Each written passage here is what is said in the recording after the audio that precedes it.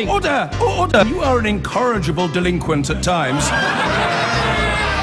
Behave yourself, man!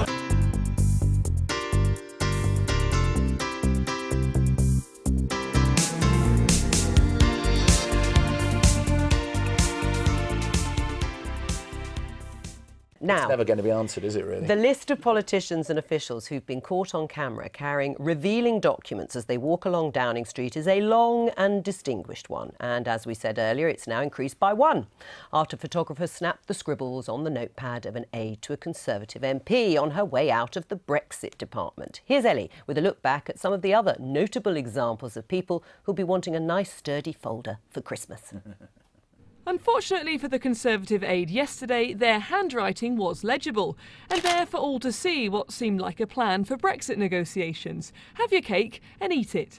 A couple of years ago, it was William Hague's notes from a podium, revealing that the Conservatives could slash the education budget after the election, and that Tory frontbenchers should avoid answering questions about such cuts. In March 2014, the Deputy National Security Advisor, Hugh Powell, was walking from the Cabinet Office to the Foreign Office, holding papers detailing the government's decision not to support sanctions against Russia over the Crimea situation. In 2010, it was Danny Alexander, when he was the Chief Secretary to the Treasury, diligently reading a draft copy of the Comprehensive Spending Review as he arrived at the Treasury. It meant we could all see planned spending cuts too. And then in 2009, this was a snap that cost Bob Quick his job. At the time, he was Britain's top anti-terrorism police officer, so might have known better than to casually carry secret papers into a meeting in Downing Street.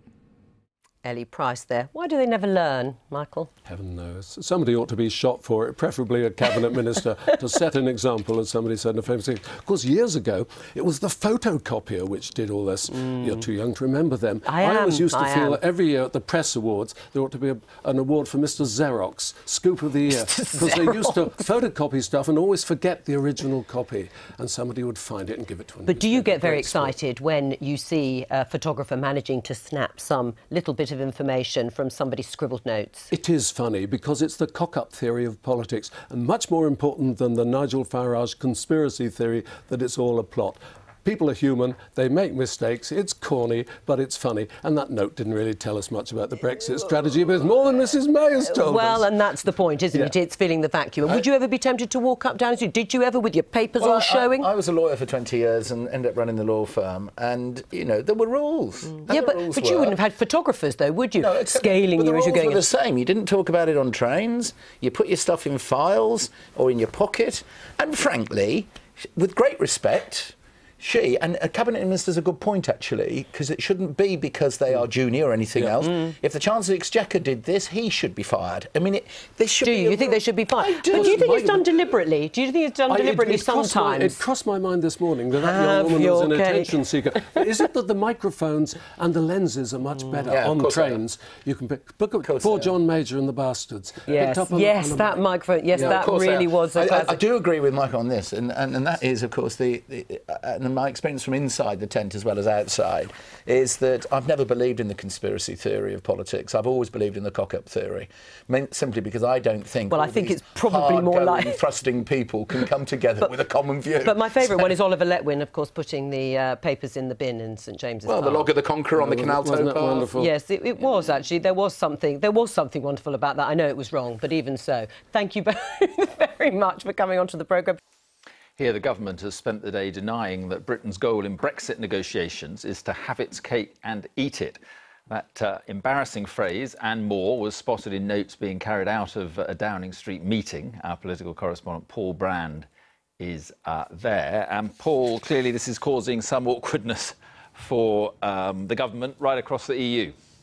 Yeah, absolutely. If the government does want to have its cake and eat it, well, that is only making our European friends even more determined to make sure we get the smallest slice possible. Several countries clearly unimpressed today with what was in these notes photographed here in Downing Street yesterday. They were jotted down by an aide to the Conservative MP Mark Field, who came for a meeting at the Brexit department just a little bit further down the road here. And in those notes, she wrote, that the model for Brexit was for Britain to have cake and eat it, although she went on to write that it was unlikely we'd get access to the single market. And that second point certainly chimes with the reaction from European leaders today. The Luxembourg Prime Minister sarcastically saying, for example, Britain wanted to have its cake, eat it and get a smile from the baker. The Maltese Prime Minister said that Britain would be worse off due to Brexit.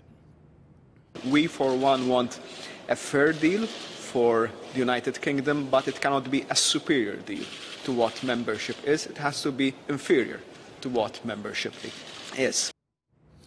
Well, Number 10 is still insisting tonight that these notes weren't made by a government official. They don't reflect government policy. And when I finally caught up with Mark Field today, he seemed pretty irritated by the whole story, told me in no uncertain terms that he wasn't going to comment. But while the government says it will not provide a running commentary on Brexit, it does seem that accidentally one has walked its way up Downing Street.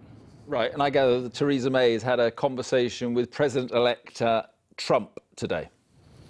Yeah, absolutely. The second phone call between the Prime Minister and the President-elect. A little bit scant on detail, which suggests that perhaps the special relationship is still sort of warming up. But interestingly, they did discuss NATO, something that the President-elect has been pretty sceptical about in the past. The pair agreed that all nations, all members of NATO, should spend 2% of their national income on defence. They also agreed to meet at the earliest possible opportunity, hopefully a little earlier than that first call when Theresa May was a little way down the list. OK, Paul, thank you very much indeed. I've been getting away with it all.